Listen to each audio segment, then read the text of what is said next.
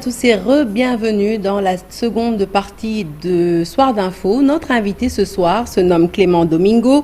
Nous le recevons à 24 heures de la IA Hack Day qui se tient ce jeudi à Dakar. L'événement propose une immersion, une appropriation, une meilleure adaptation aux innovations technologiques telles que l'intelligence artificielle ou encore la cybersécurité. Clément Domingo, bonsoir. C'est un plaisir de vous recevoir sur ce plateau. Merci pour l'invitation. Pour parler justement de cet important event dont vous serez demain d'ailleurs le principal acteur et animateur. Alors pour ceux qui ne vous connaissent pas, Monsieur Domingo, vous êtes cofondateur de l'ONG Hackers sans frontières, vous êtes expert en cybersécurité, observateur du cyberespace africain, vous êtes dans le top 100 des personnalités cyber les plus influentes d'Afrique et la liste est bien longue, mais surtout, vous vous définissez comme un hacker éthique. Alors, première question naturellement, c'est quoi un hacker éthique ? Déjà, on ne devrait pas dire hacker éthique, c'est un pléonasme, mais on est obligé de rajouter le éthique pour faire la différenciation avec les cybercriminels et les pirates.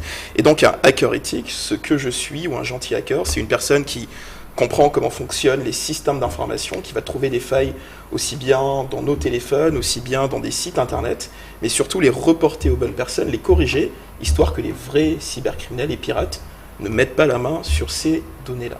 Alors, je le disais tantôt, vous êtes fondateur d'une ONG, une organisation non gouvernementale donc, qui s'appelle Hackers Without Borders, donc Hackers sans frontières. Comment avez-vous réussi à monter cette organisation? Quel est le rôle de cette ONG et surtout comment parvenez-vous à tenir financièrement, surtout qu'on sait que vous offrez des prestations qui sont gratuites? Le constat, il était assez simple, c'est qu'il y avait aujourd'hui énormément d'associations, énormément d'ONG qui étaient totalement démunies, qui n'avaient aucune compétence en cybersécurité. Et suite à une cyberattaque qui était survenue sur le CICR, donc le Comité international de la Croix-Rouge, on a décidé de lancer cette ONG-là pour apporter des meilleures compétences, comme celles que peuvent apporter certaines entreprises à d'autres entreprises, à des banques, histoire de sécuriser les données, parce qu'au final, quand on parle d'ONG, les personnes qui vont en bénéficier à la toute fin, ce sont parfois des mères de famille, ce sont parfois des enfants, des pères de famille qui peuvent se retrouver dans des contrées assez reculées, comme ici au Sénégal. Et donc, on a un peu décidé de monter cette ONG-là. Et donc, voilà un peu un de ses buts. Sauf que derrière, ça a eu tellement d'émules qu'il y a eu aussi de la formation, il y a eu aussi un peu de la prise de parole pour sensibiliser aussi au sujet de la cybersécurité, de la cybercriminalité, de l'intelligence artificielle. Vous faites dans le bénévolat, comment vous faites pour tenir ? C'est pas totalement du bénévolat dans la mesure où il y a tellement d'autres choses, où le fait aussi d'être conférencier à l'international permet sur une bonne partie d'avoir financé sur fonds propres ces différentes actions qu'on a pu mener avec l'ONG. Alors, vous avez également développé, Clément, un programme. Il s'agit du Braise, j'espère que je ne suis pas en train de d'écorcher le mot, Braise CTF, c'est ça ? Le Braise CTF, oui. Le Braise CTF. Première compétition donc, de cybersécurité en France. Parlez-nous de ce programme. Première compétition de cybersécurité en France. Le but, c'est de repérer les talents et donc de passer pendant 24 heures 600 hackers. C'est assez impressionnant quand on voit tout ce monde-là en train de pirater, en train de hacker. Et l'idée, c'est de se dire qu'on a aujourd'hui des talents, y compris ici en Afrique, mais voilà ce qui est devenu le Braise CTF que j'ai monté et cofondé avec d'autres personnes en France, Caluche chez Tiffen, entre autres. Alors, le modus operandi, c'est quoi? Le modus operandi, donc là, vous allez avoir le matin des conférences, vous allez avoir aussi un peu le nec ultra de ce qui se fait en cybersécurité, de ce qui se fait dans les renseignements, dans différents domaines. Après ça, vous allez aussi avoir un forum où des jeunes vont venir découvrir, donc des tout jeunes.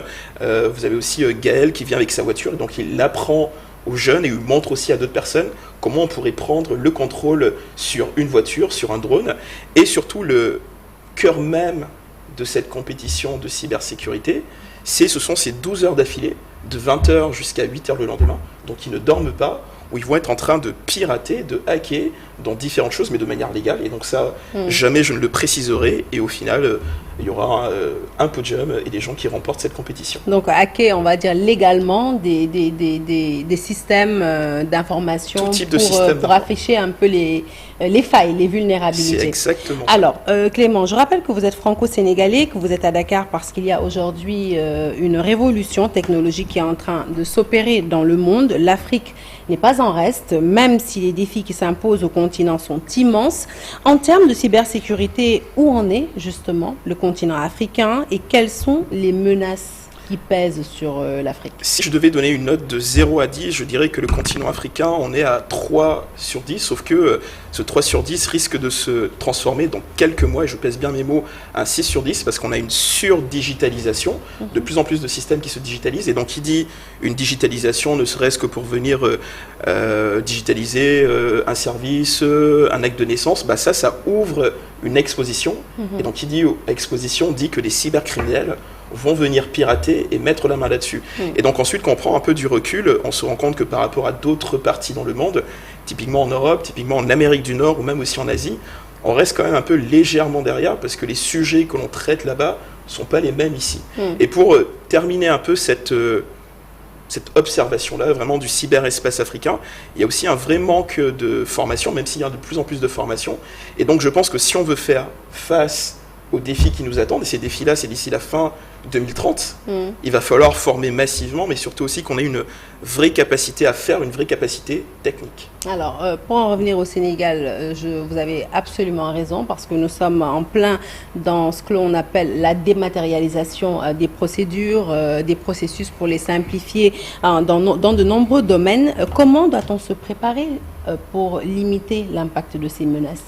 3 points assez rapides. La première, qui pour moi est la plus importante, c'est venir investir, mais faire vraiment des investissements sur le long terme. Quand on parle de numérique et encore plus de cybersécurité et d'intelligence artificielle, c'est pas une vision à 5 ans, c'est pas une vision à 10 ans. Il faut plutôt prendre en fait des visions à 15-20 ans pour se donner vraiment les capacités d'arriver. L'investissement en premier. La seconde, la formation, j'en parlais. Aujourd'hui, quand vous voyez, vous avez très rapidement certains jeunes qui vont être formés ou qui vont préférer aller en Europe, préférer aller aux États-Unis, au Canada, en Chine, se former et rester là-bas parce que là-bas, les entreprises vont pouvoir former et vont pouvoir surtout proposer des choses. Et la troisième, qui pour moi est le plus important, d'ailleurs, ce sur quoi il faut mettre l'accent, c'est la sensibilisation des populations. Si demain, on n'explique pas à une mère de famille, à un père de famille, à un artisan que en cliquant sur un lien WhatsApp qu'on lui aura envoyé, en lui faisant croire qu'il va gagner un iPhone 16, ou en tout cas qu'il va recevoir un dépôt, et qu'il clique là-dessus, il va donner l'accès à tout son téléphone, à toute sa vie privée numérique. Sauf que ça, à la toute fin, ça peut avoir de vraies conséquences. Et pire encore, quand vous avez aussi des acteurs assez centraux, assez majeurs, qui se font pirater. Donc si on prend un peu l'exemple de Orange Money, pour ne pas les citer, en tout cas d'une banque, et que cette banque-là se fait pirater, au final, ce sont les données de toute une population qui se retrouve sur le dark web. Et ça, derrière, avec l'intelligence artificielle, ça ouvre des portes assez folles. Absolument. Quel rôle doit-on faire jouer à la jeunesse, Clément? Ce sont des outils qui, malgré aujourd'hui leur sophistication, sont parfaitement à la portée de jeunes Africains, plein de potentiel. Comment alerter ces jeunes? Comment les impliquer à la préservation d'une certaine intégrité technologique, j'ai envie de dire? Je dirais que ça serait la première chose. Si à nos jeunes, on les fait pas rêver, on leur dit pas que vous pouvez faire des choses hyper chouettes en cybersécurité, encore plus folles en intelligence artificielle, déjà, ils ne vont pas s'intéresser à ce domaine. Ça, c'est la première. La seconde, vous le disiez, et je pense qu'on ne prend pas assez conscience du potentiel de notre jeunesse. Moi, il y a 2 chiffres qui, depuis que je les ai appris, m'en font changer totalement de paradigme, aussi bien dans ma manière de m'adresser à des dirigeants politiques, financiers, et même aussi en Europe. D'ici 2030, la génération Z, donc ça veut dire que la génération qui vient après moi, et voire même aussi celle qui vient de naître, en 2030, on serait 90% ici même en Afrique. Et l'autre chiffre qui fait un peu tourner, en tout cas le cerveau, la tête, c'est qu'en 2050, vous allez avoir 1 jeune sur 2 dans le monde qui sera africain. Et quand on pose ce constat-là, qu'est-ce qu'on fait dès à présent, et je le redis, en se projetant pour que cette jeunesse-là soit demain, elle, qui va faire les systèmes d'exploitation, qui va faire absolument tout, et que même l'Europe, les Amériques viennent consommer en Afrique. Vous ne parlez pas seulement à la jeunesse, vous venez de le dire, vous vous adressez également au pouvoir public, au secteur privé. Je suis d'ailleurs tombée sur un de vos entretiens où vous invitiez justement les pouvoirs publics, le secteur privé à repenser la cybersécurité en Afrique. Est-ce que votre appel a été entendu depuis que vous l'avez lancé? Certains l'entendent, d'autres pas encore, ou en tout cas le message n'est pas arrivé. Mais ce qui est sûr et certain, c'est que depuis quelques années maintenant que j'ai pris mon bâton du pèlerin pour pérégriner dans ce cyberespace, de plus en plus de personnes en entendent parler, et c'est une bonne chose. En témoigne aussi l'événement qui va se dérouler demain, avec un engouement fou auquel je ne m'attendais pas. Mais on a encore besoin que nos dirigeants prennent pleinement la mesure de ce qui se passe sur le cyberespace, parce qu'aujourd'hui, le cyberespace est aujourd'hui ce 6e continent dans lequel il se passe tellement de choses. Aujourd'hui, on parle tellement de désinformation, de choses qui vont se passer sur les réseaux sociaux, et si on n'est pas capable d'anticiper ça, on part peut-être au devant de quelques catastrophes dans le numérique. Alors, bonne transition justement pour parler de cet événement pour lequel vous êtes à Dakar, même si je rappelle que vous êtes aussi sénégalais, franco-sénégalais. Revenons donc à cet événement que vous allez animer demain au CIPLAZA. À quoi le public doit-il s'attendre, Clément ? À parler de ce qui se fait de meilleur au monde, mais qui va se dérouler ici même au Sénégal, à Dakar, de voir un peu peut-être certains outils que certains n'ont jamais vus, de voir aussi comment on piège facilement des réseaux Wi-Fi, pourquoi aussi il ne faut pas se connecter n'importe où, mais surtout parler d'un sujet aujourd'hui, Sarah, qui est primordial, qui est l'intelligence artificielle. Un gros buzzword, tout le monde ne sait pas forcément ce qu'il y a derrière. D'ailleurs, si je vous posais la question, et voire même aussi à vos téléspectateurs, pour vous, c'est quoi l'intelligence artificielle? Je suis quasi sûr que 9 réponses sur 10... ChatGPT. Alors que ChatGPT, ce n'est pas l'intelligence artificielle. En tout cas, c'est une infime partie. Donc demain, on va vraiment venir adresser tous ces sujets-là de manière hyper concrète, avec un prisme africain, parce que parler de cybersécurité, en Afrique, ça n'a rien à voir avec parler de cybersécurité en Europe et dans d'autres continents. Donc voilà un peu ce à quoi les gens vont s'attendre demain, mais le plus important... Ils servent à quoi, tous ces outils? Je pense que vous n'avez pas hacké l'interview, là, quand même. Ah, peut-être. Hacker gentil, hacker éthique. Voire même aussi votre téléphone. Ça, par exemple, c'est peut-être une des choses que beaucoup ont dû voir, c'est ce qu'on appelle un flipper zéro, donc un Tamagotchi pour hacker. Ça sert par exemple à venir scanner des cartes de crédit. Donc en l'espace de quelques secondes, j'ai les numéros de la carte de crédit. Pareil aussi, si vous avez votre badge d'accès à votre immeuble, en tout cas à votre lieu hôtel, de travail, bien sûr. On peut le prendre, on peut le récupérer. Ça, c'est un des toutes petites aussi dernières merveilles qui s'appelle un M5 Stick. Et ça, qu'on dit aux gens qu'il ne faut pas se connecter sur des Wi-Fi pas sécurisés. Avec ça, je pourrais, ne serait-ce le mettre comme ça, les gens ne le voient pas, mais j'ai mis plusieurs réseaux Wi-Fi sans qu'ils s'en doutent. Ils vont se connecter sur ce réseau Wi-Fi, et moi derrière, je vais récupérer leur nom d'utilisateur et leur mot de passe, et voilà comment des gens se font pirater. Donc le but demain, c'est de parler un peu de comment fonctionnent les cybercriminels pour donner aussi des atouts, pour donner un peu à voir à la communauté sénégalaise, aux institutions sénégalaises, aux gens qui travaillent dans le numérique, tous ces défis-là. Au pouvoir public, on espère qu'ils seront demain à cet événement, en tout cas, Clément. Il n'y a plus de place. Ah, il est booké. En fait, il n'y a vraiment plus de place et même on est au-delà de ce qu'on imaginait. Mais c'est tant mieux.